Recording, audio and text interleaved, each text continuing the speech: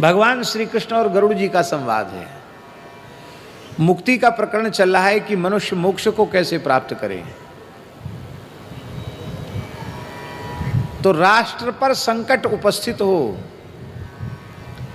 और देश की, राष्ट्र की सुरक्षा के लिए, धर्म की, गाय की, ब्राह्मण की, अबलाओं की सुरक्षा के लिए यदि कोई मनुष्य अपने हाथ में अस्त्र उठा लेता है, महाराज जी, उसमें चाहे ब्राह्मण हो, क्षत्रिय हो, वैश्य हो, शूद्र हो, अंत्यज हो, कोई क्यों न हो, यदि राष्ट्र की रक्षा के लिए, धरती की, मातृभूमि की रक्षा के लिए भगवान कह रहे हैं अस्त्र उठा लेता है और युद्ध करते करते मर जाता है, तो संसार के सारे महापाप उसने किए हुए हों, यदि युद्ध में लड़ते लड़ते उसने वीरगति को प्राप्त किया है तो वह सूर्यमंडल का भेदन करके मोक्ष को प्राप्त करेगा। योग युक्त सन्यासी को जो गति मिलती है वो गति युद्ध में मरने वाले वीर को मिलेगी।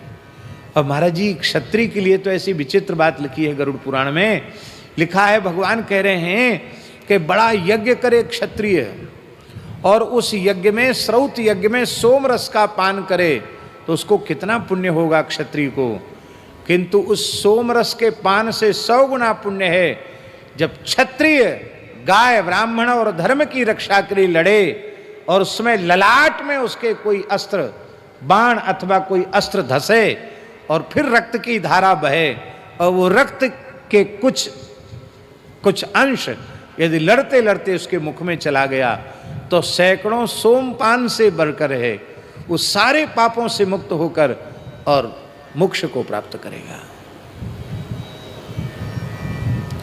महापात की भी गौ, ब्राह्मण और धर्म की रक्षा के लिए लड़ते लड़ते मर जाए तो उसको सदगति, उसके सारे पापों का प्रायश्चित हो जाए, उसको नरकों में नहीं जाना पड़ेगा। यह तो केवल एक देश और एक भूमि खंड की रक्षा की बात है, और यहाँ तो महाराज जी साक्षात धर्म विग्रह की रक्षा है। रामो विग्रहवान धर्म, राम जी के लिए लड़ना, राम जी के लिए लड़ना माने मूर्तिमंत धर्म की सुरक्षा के लिए लड़ना।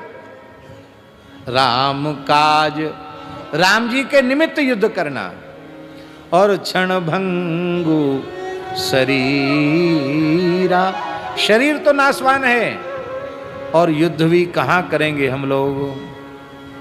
सुर सरी तीरा, गंगा जी का तट है। कई बार ऐसा होता है कि जब व्यक्ति के भीतर, वीर के भीतर महान उत्साह होता है तो बड़ी से बड़ी सेना को वो तितर बितर कर देता, ध्वस्त कर देता है। बड़े से बड़े वीरों को, सेना को उसकी पराजय मिलती है।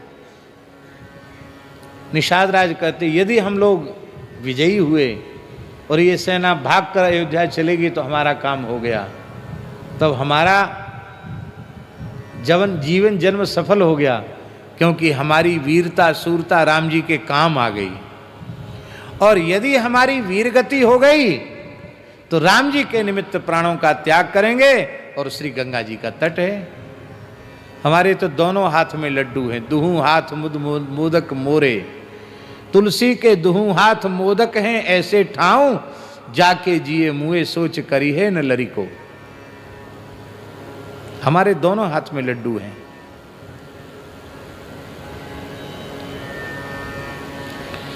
और कहते कि देखो, मान लो हम मारे गए तो, बोले देखो भरत आखिर तो सूर्यवंश के राजा हैं, राजकुमार हैं, और मैं निषाद हूं, इतने बड़े के हाथ से लड़ते लड़ते मारा जाऊंगा तो भी मेरी सदगति ही होगी। ऐसी मृत्यु बड़े भाग्य से मिलती है। इसलिए हमारे प्राण सर्वस्व, जीवन सर्वस्व जो श्री रघुनाथ जी हैं, उनके लिए हम युद्ध करेंगे, और जब मरेंगे तो केवल धरती पर नहीं, 14 भुवनों में हम सबका यश उज्जवल होने वाला है। ये बात क्यों कह रहे हैं? क्या निषाद राज को यश की कामना है? उन्हें यश की कामना नहीं है, पर अपने निषाद जाति के जो वीर हैं उनको वो दे रहे हैं लोभ कि देखो मोक्ष मिल जाएगा और त्रिभुवन में यश हो जाएगा तुम्हारा। लोग कहेंगे कि देखो कैसे राम भक्त निषाद थे, जो मुट्ठी भर निषादों ने अयोध्या की सेना के दांत खट्टे कर दिए।